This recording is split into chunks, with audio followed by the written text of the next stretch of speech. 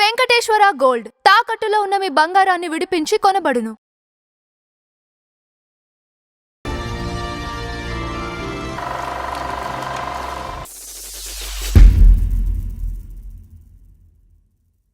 నమస్కారం నమ్మవారి చంద్రరావు గారు. నమస్కారం రాజుబాబు గారు. ఫ్లాష్ బ్యాక్ లో సో ఈ రోజు మనం బిఎన్ రెడ్డి గారి గురించి లాస్ట్ ఎపిసోడ్ లో చెప్పుకున్నాం. అవును, ఓకే, అవును. బిఎన్ రెడ్డి గారి కాంబినేషన్ లో వాల్యూ బేస్డ్ డైరెక్టర్ అని కూడా చెప్తాను.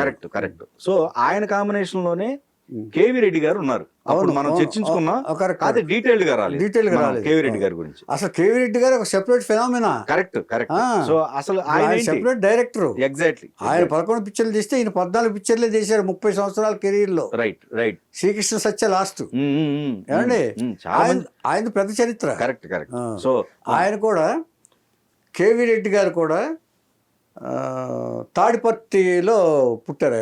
అక్కడ ఆ ప్రాంతంలో రాయలసీమ ప్రాంతంలోనే పుట్టారు. అనంతపూర్ అండి, అనంతపూర్ డిస్ట్రిక్ట్ తాడిపత్రి. అక్కడే విద్యాభ్యాసం అంతా ఇక్కడ. ఆ తర్వాత మెడ్రాస్లో కూడా చదివినట్టున్నారు ఆయన.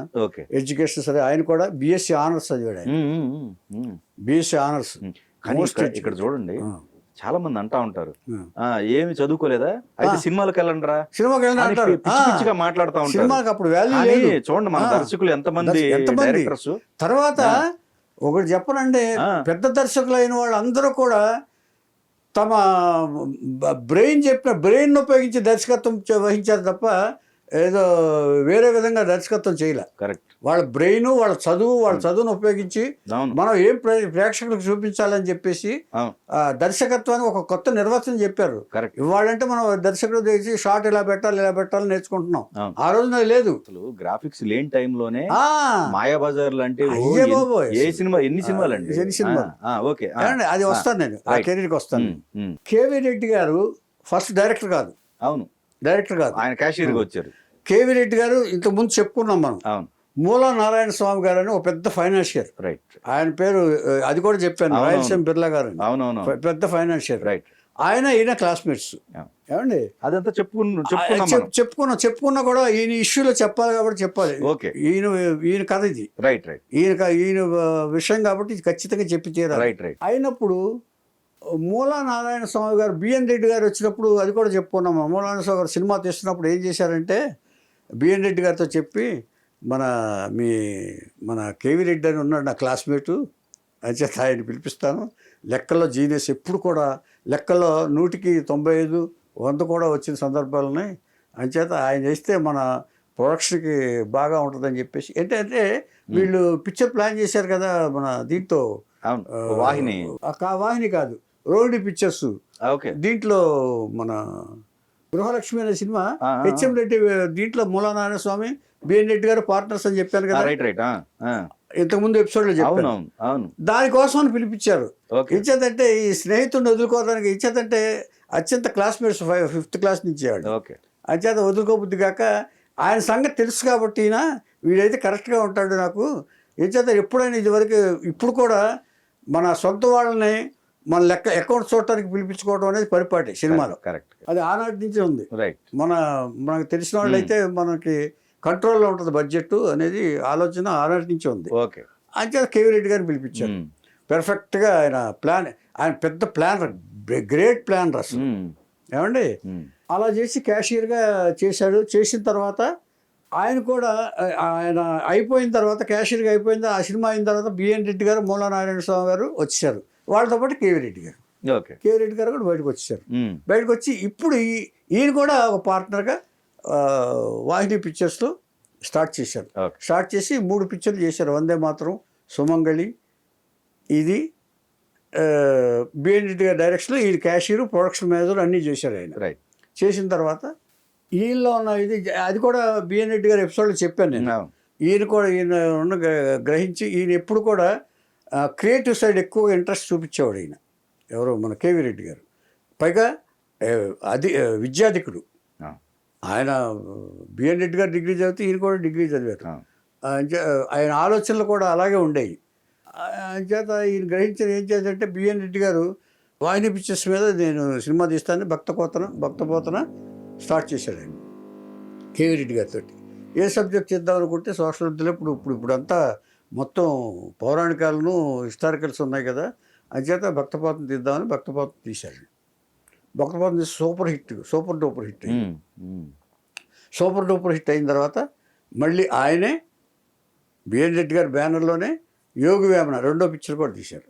రెండో పిక్చర్ కూడా తీసిన తర్వాత ఆ తర్వాత కాలక్రమంలో యోగి వేమన తర్వాత మళ్ళీ బిఎన్ రెడ్డి గారు డైరెక్ట్ చేయడం ప్రారంభించారు ఆయన. యోగి వేమన కొంచెం కలెక్షన్స్ పరంగా కొంచెం డల్ అయింది. ఓకే.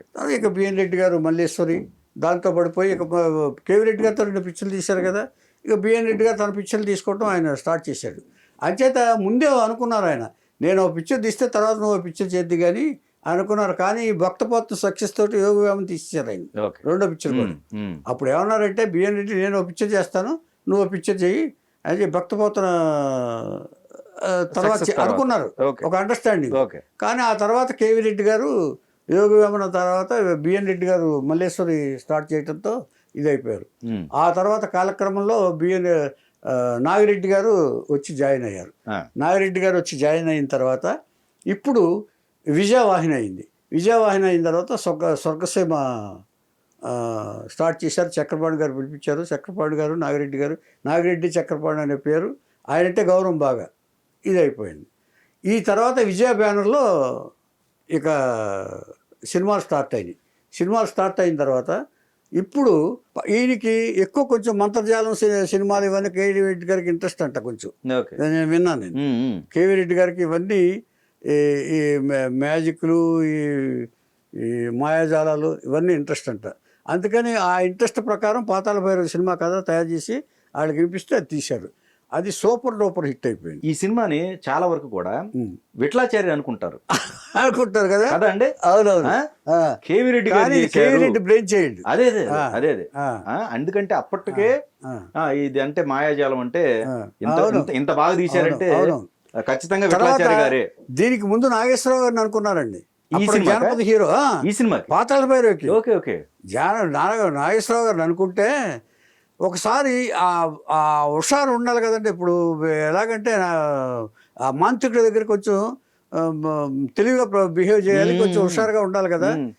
అంటే నాగేశ్వరరావు గారు టైపు రైట్. అంటే మనం ఆ సిచ్యువేషన్ ప్రకారం యాక్ట్ చేస్తారు వాళ్ళు.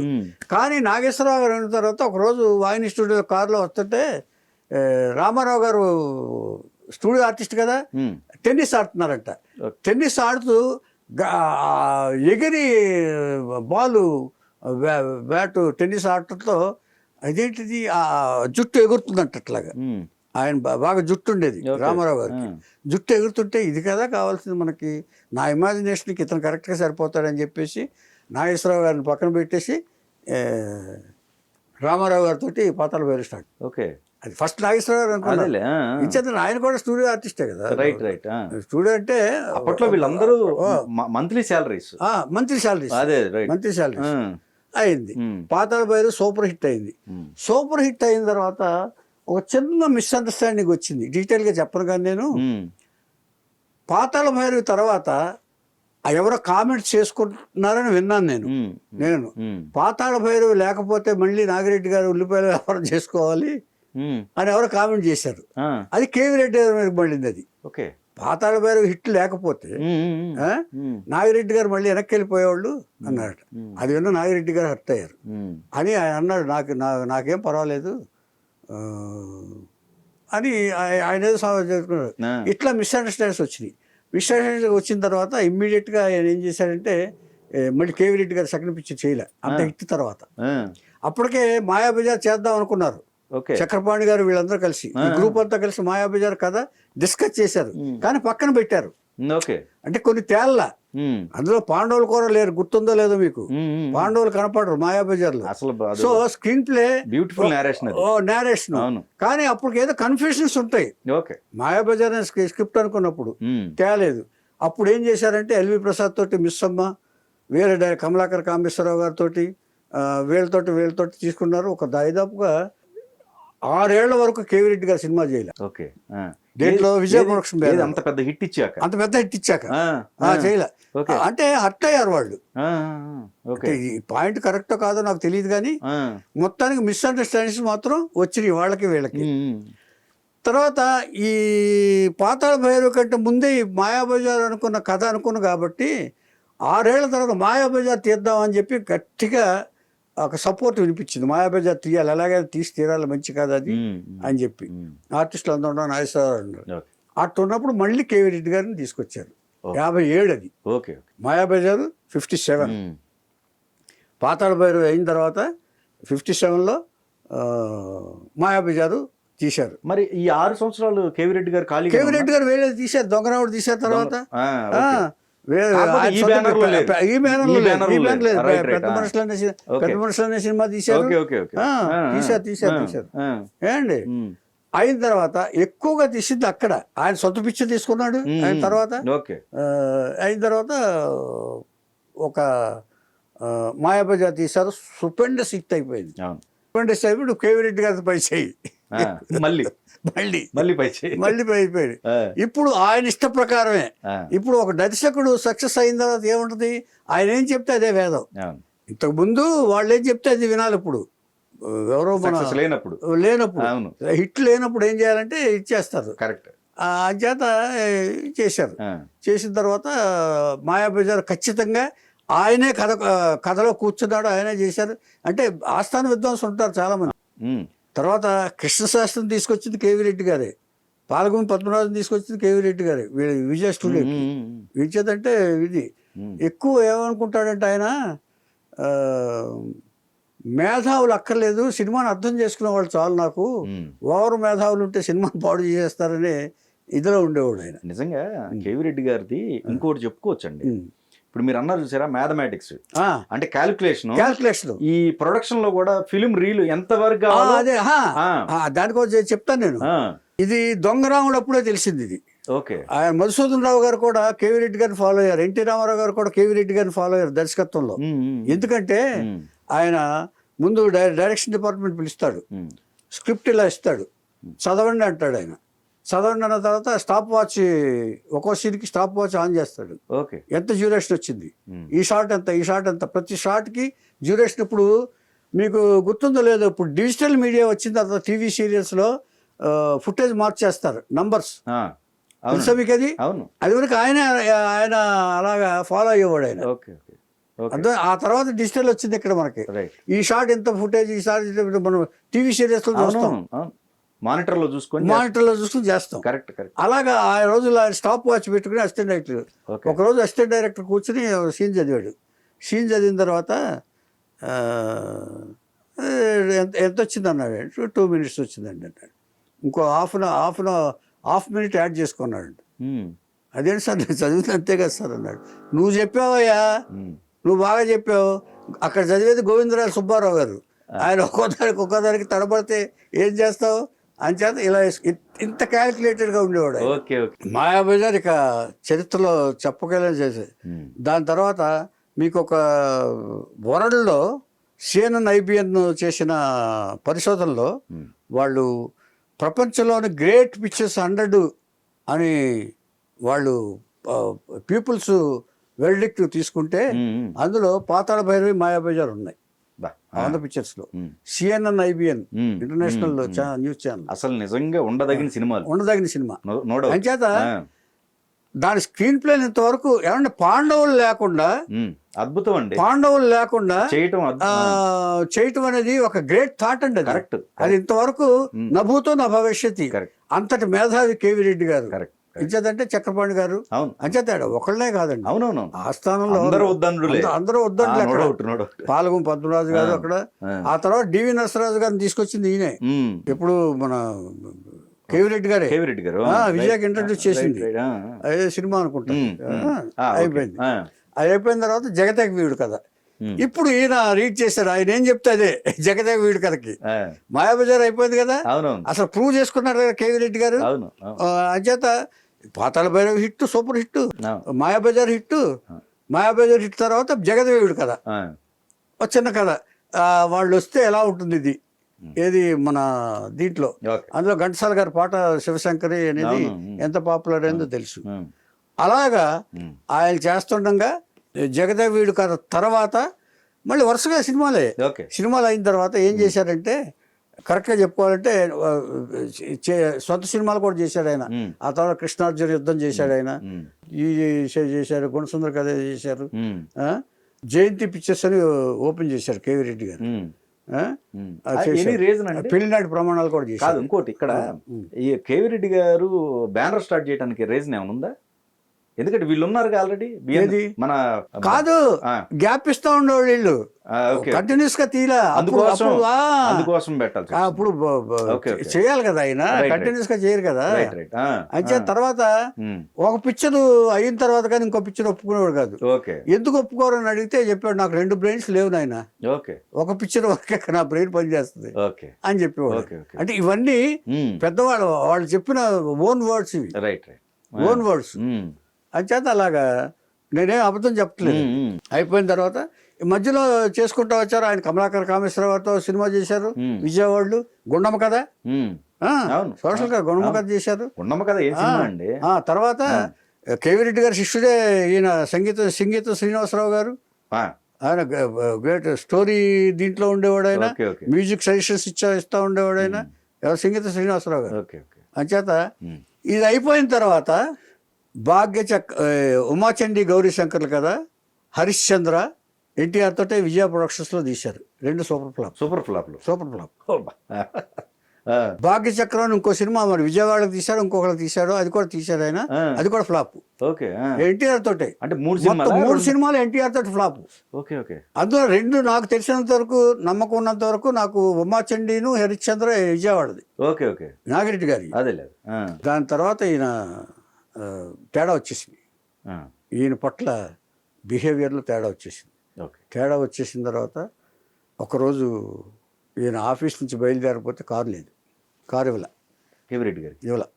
కారు లేదు, డ్రైవర్ ఏదో పని మీద వెళ్ళిపోయాడు, ఏదో చెప్పారు, నో కారు. ఆయనకి సెపరేట్ కారు ఉంది, కారు ఇచ్చారు వాళ్ళు, ఆ కారు డ్రైవర్కి వెళ్ళాడు. ఇది చెప్పకుండా వెళ్ళడానికి వీల్లేదు, కానీ వెళ్ళిపోయాడు.